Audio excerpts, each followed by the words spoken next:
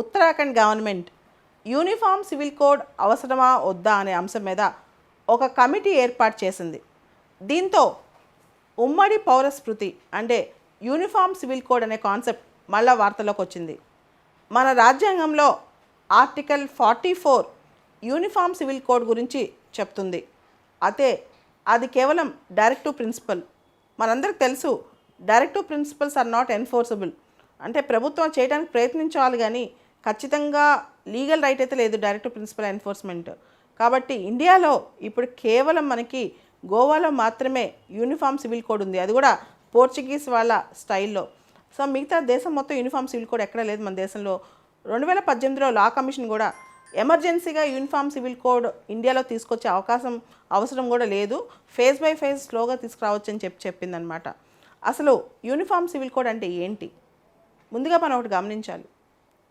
ఒక హిందూ ఒక క్రైమ్ చేశాడు అనుకోండి, ఒక ముస్లిం ఒక క్రిస్టియన్, లా ఒకటే, అందరికీ ఇండియన్ పీనల్ కోడ్ వర్తించుద్ది. అదేవిధంగా సివిల్ చట్టాలు కూడా ఒకటే, కాంట్రాక్ట్ చట్టాలు ఇవన్నీ. అయితే పర్సనల్ లాస్ అంటాం, వాళ్ళ వ్యక్తిగత అంశాలకు రిలేట్ అయిన చట్టాలు, marriage, divorce, maintenance, adoption, succession ఇలాంటివి. అంటే పెళ్ళి కానీ, విడాకులు కానీ, భరణం కానీ, వారసత్వం కానీ, లేకపోతే దత్తత కానీ, దీనికి సంబంధించి ఏ మతానికి ఆ మతానికి చట్టాలు ఉన్నాయి, వాళ్ళ మతాచారాలను బట్టి వాటిని పర్సనల్ లాస్ అంటాం లేదా ఫ్యామిలీ లాస్ అంటాం అన్నమాట. ఇవి మాత్రం హిందువులకు వేరుగా, ముస్లిమ్స్కి వేరుగా, క్రిస్టియన్స్కి వేరుగా ఉన్నాయి. అయితే మనం గమనిస్తే అన్ని మతాల్లో కూడా మహిళలకే చాలా వాళ్ళకే అన్యాయం జరుగుతుంది పర్సనల్ లాస్లో. ఉదాహరణకి ముస్లిం మతం తీసుకోండి. ఈ ముస్లిం మతంలో పెళ్ళి అనేది ఒక కాంట్రాక్ట్ అనమాట, అది ఒక ఒప్పందం లాంటిది. హిందూ మతంలో పెళ్ళి అనేది ఒక సీక్రెట్ థింగ్.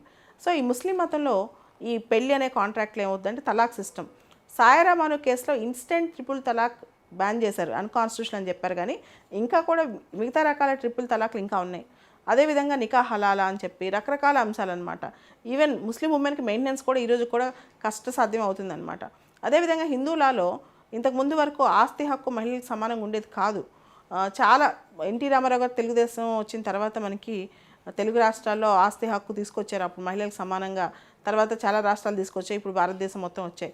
కానీ అంతకుముందు హిందూ సక్సెషన్ యాక్ట్ ప్రకారం తాత ఆస్తి మనోడికే వచ్చేది అప్పట్లో, కానీ ఇప్పుడు ఆడపిల్లలకు కూడా సమానమైన హక్కులు మొదలయ్యాయి. ఇలా చాలా అంశాల్లో అమ్మాయిలకి అన్యాయం జరుగుతుందన్నమాట. దీనికి సంబంధించి ఇండియా మొత్తం అన్ని మతాలకి యూనిఫామ్గా ఒక సివిల్ కోడ్ తీసుకురావాలని చెప్పి డిమాండ్ ఎప్పటి నుంచో ఉంది.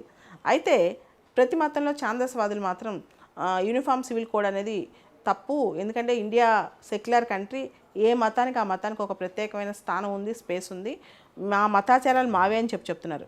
కానీ ఏ మతాచారమైనా మానవ హక్కులకు విరుద్ధంగా అన్యాయం చేస్తుంటే, లేదా ఒక మహిళకు కానీ కొంతమంది మహిళా ప్రపంచానికి కానీ అన్యాయం చేస్తుంటే ఏ మతాచారమైనా తప్పే. కాబట్టి ప్రోగ్రెసివ్గా ఆలోచిస్తే యూనిఫామ్ సివిల్ కోడ్ భవిష్యత్తులో అయినా రావాల్సిందే. ఈ దిశగా ఉత్తరాఖండ్ గవర్నమెంట్ ఇటువంటి కమిటీ వేయటం అనేది కొంతవరకు ప్రోగ్రెసివ్ ఆలోచన అని చెప్పొచ్చు. అయితే దేశం మొత్తం మనందరికీ తెలుసు, ఇంకా ఆ లెవెల్లో యూనిఫామ్ సివిల్ కోడ్ దేశం మొత్తం రావాలనే లెవెల్లో ఇంకా మనకి ప్రోగ్రెసివ్గా ఫైట్ జరగట్లేదు. కాబట్టి భవిష్యత్తులో అట్లీస్ట్ ఒక 10-15 సంవత్సరాల్లో అయినా చాలా అంశాల్లో మార్పు వస్తుందని చూద్దాం. అదేవిధంగా మనకు ముస్లింస్లో చూస్తే ఆల్ ఇండియా ముస్లిం పర్సనల్ లా బోర్డ్ అనేది 1972లో స్టార్ట్ అయింది. వీళ్ళు కూడా ఎక్కడైతే యూనిఫామ్ సివిల్ కోడ్ అంటున్నారో అక్కడ కొన్ని ఆచారాలు మాకే ఉండాలని చెప్పి వాళ్ళు అంటున్నారు. వీటన్నిటి మీద తీవ్రస్థాయిలో చర్చ జరగాలి.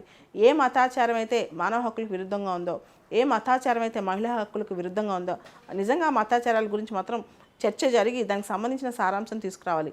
ఇమీడియట్గా రేపు పొద్దున యూనిఫామ్ సివిల్ కోడ్ తీసుకురాలి, కానీ భవిష్యత్తులో యూనిఫామ్ సివిల్ కోడ్ అనేది మాత్రం ఎంతైనా అవసరం మన దేశానికి. అదే ప్రోగ్రెసివ్ సొసైటీ అంటే ప్రగతిశీల సొసైటీకి దారితీస్తుంది.